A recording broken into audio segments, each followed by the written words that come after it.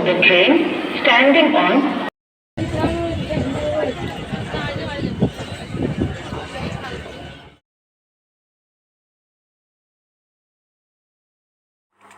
Hello friend, সঙ্গী blog YouTube চ্যানেলে সবাইকে স্বাগত জানাই। অনেক দিন পর আবারও একটি নতুন ব্লগে সবাইকে স্বাগত জানাই।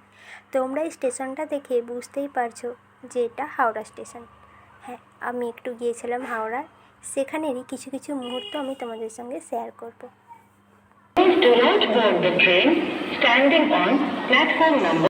এই সময় আমি ভিডিও করছিলাম, সেই সময় ট্রেন আসায় প্রচুর লোকের হুড়োহুড়ি ছিল, তাই ভালোভাবে ভিডিও করতে পারিনি।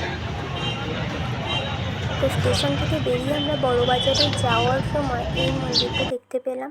তো এটা কি ঠাকুর তো সেসব আমি জানি না, তো যাই হোক মূর্তিটা দারুণ সুন্দর ছিল। তো এদিকে দেখো এত ভিড়, আমার মতন মানুষ যদি এদিক থেকে ওদিকে যায় সে হারিয়ে যাবে।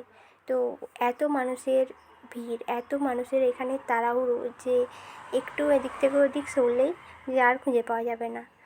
তো যাই হোক তারপর আমরা দেখতে দেখতে আমাদের উদ্দেশ্যে চলে গিয়েছিলাম। তো এসে গেলাম গঙ্গায়। গঙ্গাটা দেখো দারুণ সুন্দর লাগছিল, গঙ্গাটার ভিউটা জাস্ট দেখো। এখানে তো মানে আমি 5 মিনিটের মতন বসেছিলাম, এত সুন্দর লাগছিল।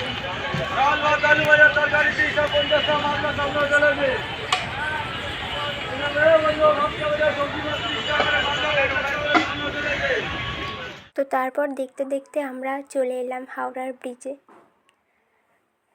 তো এখান থেকে হাওড়ার ব্রিজটা দারুণ সুন্দর লাগছিল।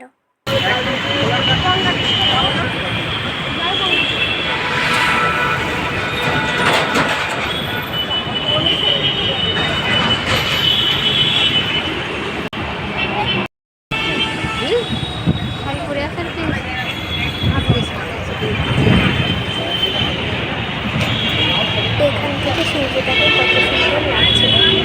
তো তারপর আমরা বিচ থেকে নেমে আমরা দেখতে পেলাম ফুল মার্কেট, অর্থাৎ জগন্নাথ মার্কেট। তো এখানে প্রচুর কম দামে ফুল বিক্রি হয়। তারপর আমরা চলে গিয়েছিলাম সিলভার রিফাইনারি টাকশাল। 1830 খ্রিস্টাব্দে এই টাকশালটি স্থাপিত হয়, সেই ব্রিটিশ আমলে। তো এখানে সম্ভবত টাকাই ছাপানো হতো, তো এখন সেটা পরিত্যক্ত। তো হাওড়া থেকে আসার সময় ট্রেনে করে আসার কিছু ভিডিও এটা।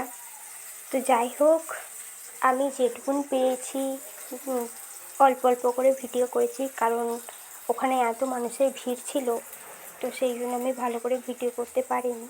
তো যাই হোক এই ভিডিওটা তোমাদের কেমন লাগলো আমার প্লিজ কমেন্ট করে জানিও, আর যদি ভালো লাগে প্লিজ লাইক করো, কমেন্ট করো আর শেয়ার করে দিও।